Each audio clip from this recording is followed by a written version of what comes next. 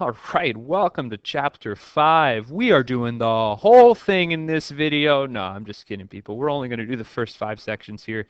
There's a lot going on in this chapter, as you can see, so we're going to break it up into 3 separate videos. This one shouldn't be that bad. Just talking about polynomials. Let's go. I think you should know what a polynomial is, but in case you don't, it's a function that can be written in this form, where we have some number, some constant number multiplied by x to some power, plus another number multiplied by x to a smaller power, plus dot dot dot dot dot, some coefficient of x squared, some coefficient of x, and then some constant number at the end. We can condense all these terms into a single sigma notation. It looks just like that. Okay, and again, all the a sub r terms, those are just constants. And we require that a sub n not be equal to 0. That's the first term right here.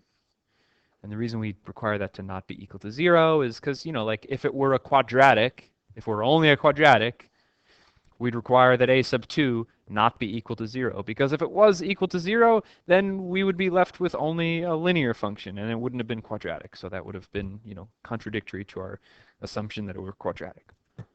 Anyway, I think you can read all that. I have nothing to add to it. I do want to make a mention here. We see that we're talking about real polynomials here, and that's what this entire chapter is about. We could have a polynomial whose coefficients were complex, but that's not what we're covering in this course. And I just want to make that distinction because we're going to see a bunch of theorems here that are true for real polynomials, and they're not guaranteed to be true for complex numbers.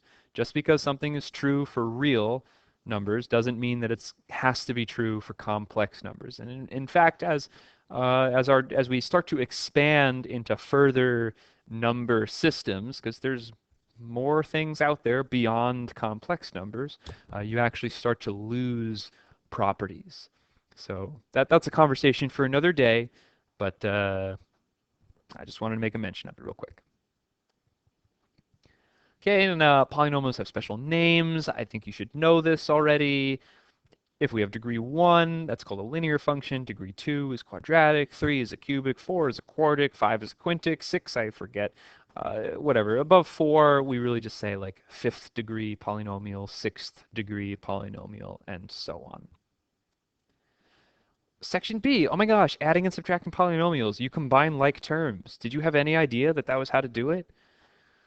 I bet you did. You're pretty clever. Look through these examples, make sure you understand what's going on. I think you do, though. When we multiply by a scalar, this is a fancy word you may not have seen before. It just means multiplying by a constant. We're using this vocabulary because this will come back later on in the book when we talk about vectors. So we're just having consistent vocabulary throughout the course. That's all. But anyway, that's like you distribute. Okay? So, yeah, wow. Again, am I blowing your mind yet? Oh my gosh. You can multiply 2 polynomials together too? Oh my gosh. Yeah, of course. Really though, I just wanted to point this out. I really advise you, if you're not doing this already, to collect your like terms in columns, as we see happening here. We've got the cube terms and then the squared terms and the linear terms and so on. It's the smart way to collect your thoughts and organize your work. So please make sure that you're doing that so you don't miss terms. There's something called synthetic multiplication. You don't need to know this, but you can just consider the coefficients of the polynomials, and then you don't have to write down all the x terms. You can just figure them out at the end. So this is the exact same problem that we saw on the previous slide. Starting kind of reading from the right, this 4 is a constant term. The negative 2 is linear. This tells us that there's 0x squared and that there's 1x cubed. So we see that here. And this is negative 5 plus 3x plus 2x squared. So you can follow through this example if you want to know more about synthetic multiplication, whatever. There's also a way to do it where you write down your individual terms in like boxes along a rectangle, and then you multiply like 2x squared times 3x gives us this, 3x times x cubed gives us this, negative 5 times x cubed is that, etc. And then your like terms always occur on diagonals when you do it this way, so you can collect them that way. Again, that's the same problem as we saw before, so you can do that if you like. Whatever, I don't know. I just do it the way we saw on the first slide, but anyway. We'll talk about division in section E, so we'll come back to that, but addition, subtraction, multiplication, super easy, right? Section C, we're talking about zeros here. Let's try to use the correct vocabulary, okay? So a polynomial has a zero. A polynomial equation has a root or a solution. The roots of the polynomial equation are the zeros of the polynomial, and these are the x-intercepts of the graph of y equals that polynomial. So in common practice, I know I tend to use the words zeros, roots, solutions, x-intercepts pretty loosey-goosey. I don't really think too hard about which vocabulary term I'm using. However, it is incorrect to say that a polynomial has a zero or that a polynomial equation, excuse me, it's incorrect to say that a polynomial has a root or that a polynomial equation has a zero. And I'm mentioning this now because later on in the course, when we start thinking about writing our IAs, we need to use mathematical vocabulary correctly, and this is not the type of thing that you'd want to lose points on there. So just get yourself into the habit of using precise mathematical language, okay? The significance of zeros right now is that they connect to the linear factors of a polynomial. So here's a cubic in expanded form. Turns out that cubic is factorable right here. And, you know, we can see the three zeros right away. They should be -1, +2, and +4. More on that connection in a future video. For right now, we'll just point out down here, we can consider a polynomial p of x. We can rewrite that as x minus alpha times q of x, where x minus alpha is a linear factor of p of x, and q of x is, well, it's q for quotient, because if I were to divide p of x by x minus alpha, what I'd be left over with is the quotient. So let's talk about factoring very briefly. Pretty much anything can be factored. It's just a question of whether the factors end up being real or complex, and if they're real, whether they're rational or irrational. But something like this, we should be able to factor, right? There's a common factor of x. We pull that out. What's left behind is a quadratic that factors very nicely. Over here on the right, that's a quadratic that doesn't factor nicely, but if I wanted to factor it, what I could do is I could use the quadratic formula, solve for z in its simplest form, and then from there, we can build the factors back, because these are the two zeros of this polynomial.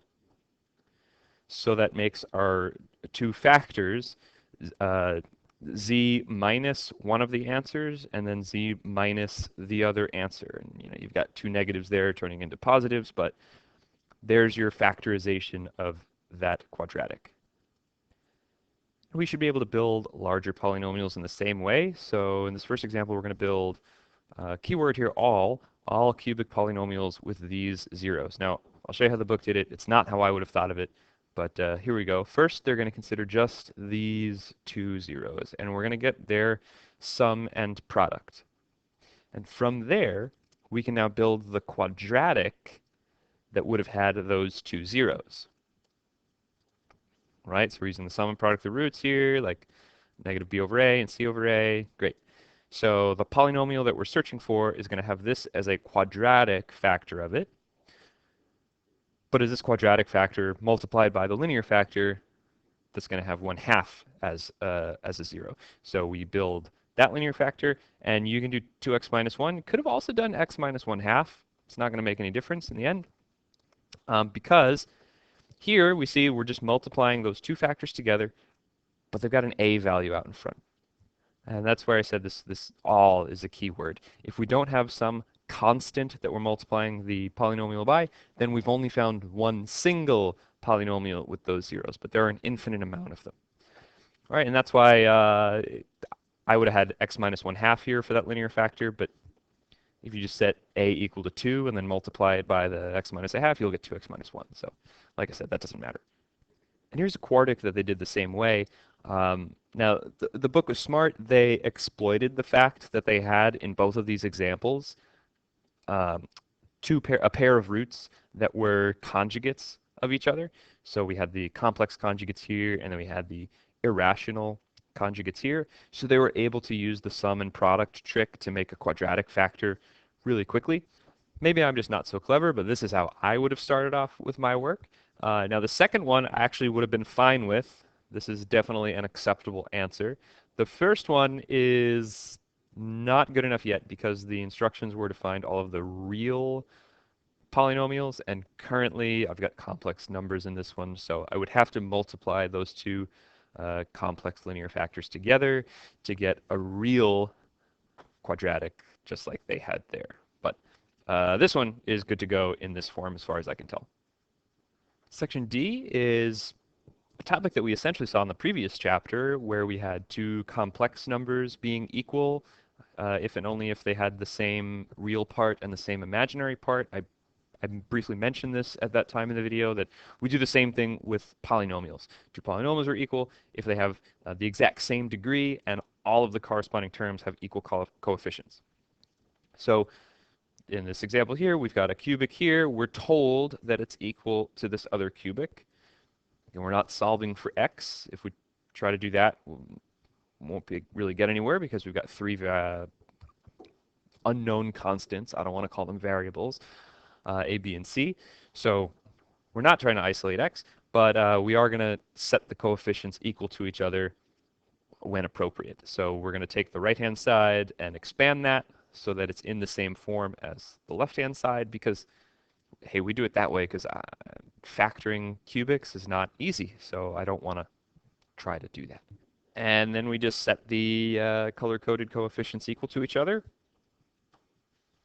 Solve the easy ones, substitute those into the other ones, and you're good to go. This one's going to end up being just a little bit more challenging. Again, we'll start with the right-hand side, multiplying those two quadratics together to get a quartic. And here we can see we're collecting our terms vertically like we saw earlier, adding the like terms.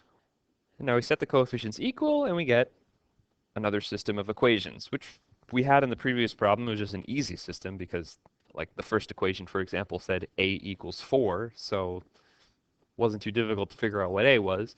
Here we have to do at least a little more work.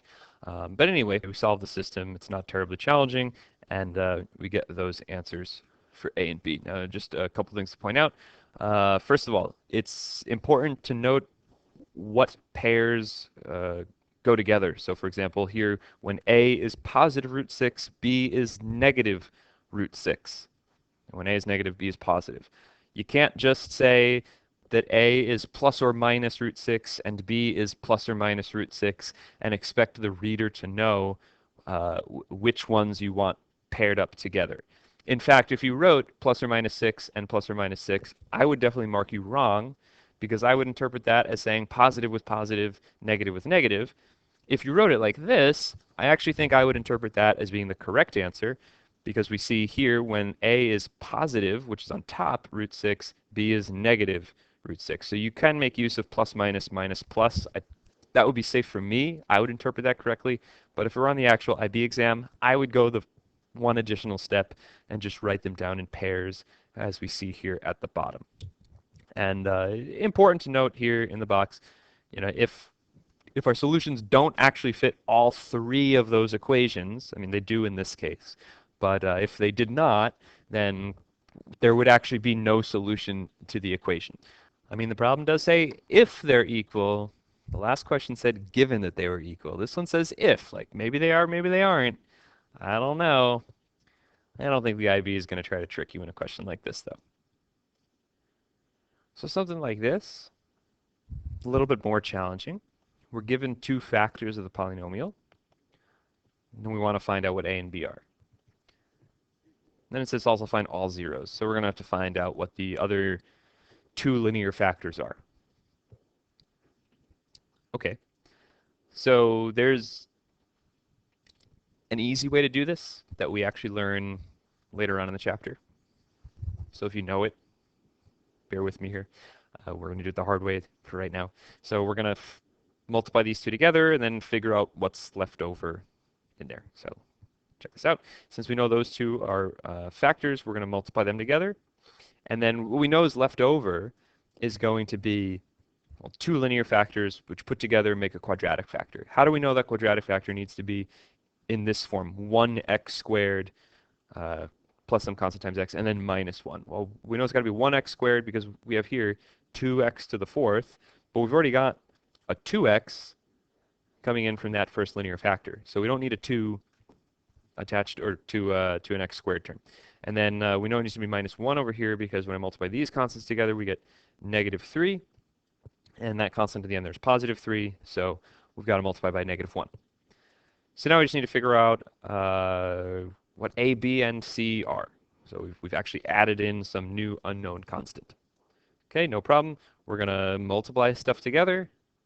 So much fun. Whoa, there we go. And now we can set the coefficients equal to each other. We see that 2 is equal to 2 and 3 is equal to 3.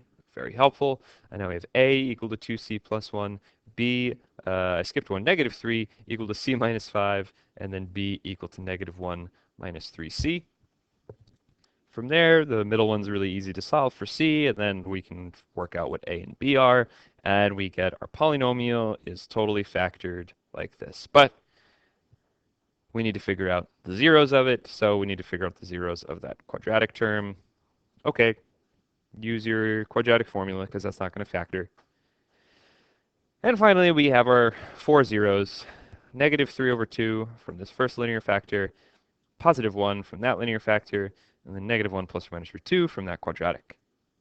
Finally, that brings us to section E, which is about polynomial division. But before we divide polynomials, I want to just refresh our memory about dividing numbers. So we've got 7 over 2.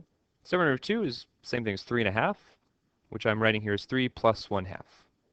But you know, when you were a kid, first learning how to do long division, you probably would have written that down as 3 with the remainder of 1. All right, 2 goes into 7 3 times, and there's 1 left over. So when I look at what we got here on the left, when I divide 7 by 2, I've got a quotient of 3 and a remainder of 1.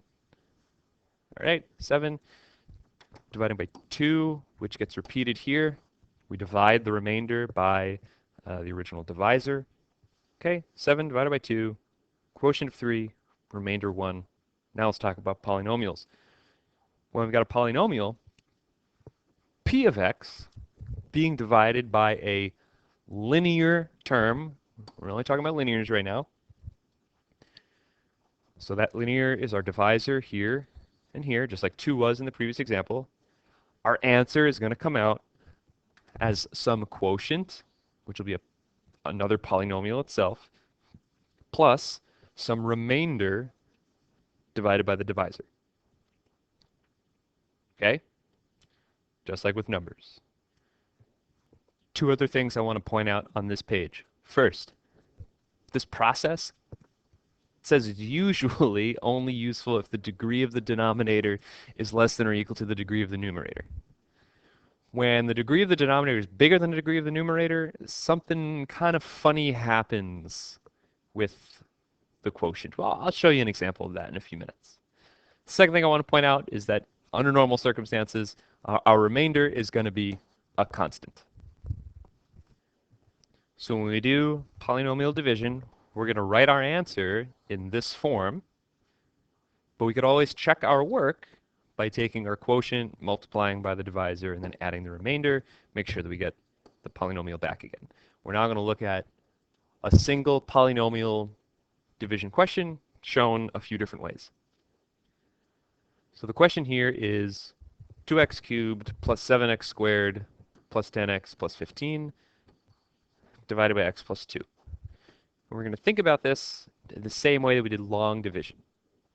This is how I prefer to do my polynomial division, by the way. So how many times does x go into 2x cubed? Well, it goes into it 2x squared times. So we write that on top. And then we multiply 2x squared by x plus 2, and we get that right there, which we're going to subtract the whole thing. Subtract, subtract, we get left over is 3x squared. How many times is x plus 2 really just x is all we're thinking about here. How many times does x go into 3x squared? 3x. We multiply that by x plus 2. We get this here. Subtract down. 4x. How many times does x go into that? 4. Multiply by 4. Get this. Remainder 7. So our answer in this case, down here, when we divide that cubic by that linear, we get a quotient plus a remainder, but always divided by the divisor. This is the same process, just shown again without the coefficients. So if you're able to keep track of your columns neatly, this works. You can write less. I don't generally trust myself enough to do this, but feel free. And then you may have seen synthetic division before. So the one thing I don't particularly care for with synthetic division is that when you divide, it has to be by a linear term with a linear coefficient of 1. So in this case, we're dividing by 1x plus 2, so synthetic division works out just fine.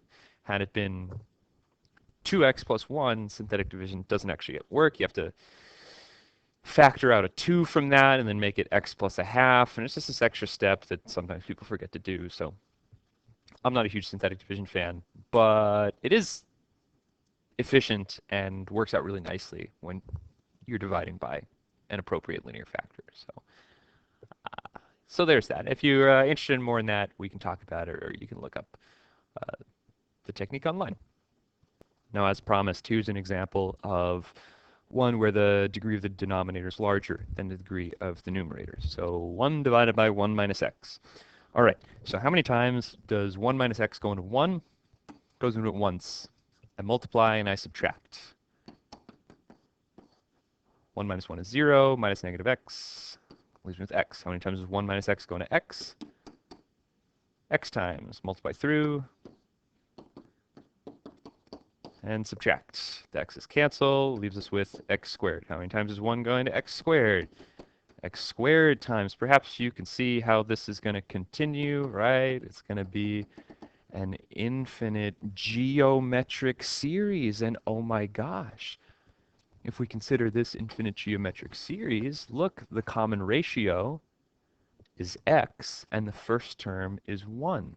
Which means that the sum of that infinite geometric series, as we've seen before, would be written in that form, as long as, of course, absolute value of x is less than 1.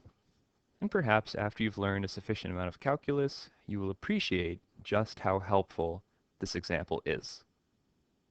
But that's a conversation for another day. Similarly, we can divide by quadratics, or really whatever size polynomial that we want to, although this course cuts it off here. The rule is that the remainder has to have a degree that is less than the divisor. So if we're dividing by a quadratic, then our remainder is going to be something that is linear. Now, it's possible that it really is a constant, right? This value here of e, I guess is that letter, that could be 0. But as a general term, we're going to call it some linear remainder. So we're going to perform this division. Long dividing, just like we saw before, until we get a linear remainder out. So that negative 2x minus 3, that's our remainder. X squared plus 5x plus 4, that's going to be our quotient. That's all there is to it.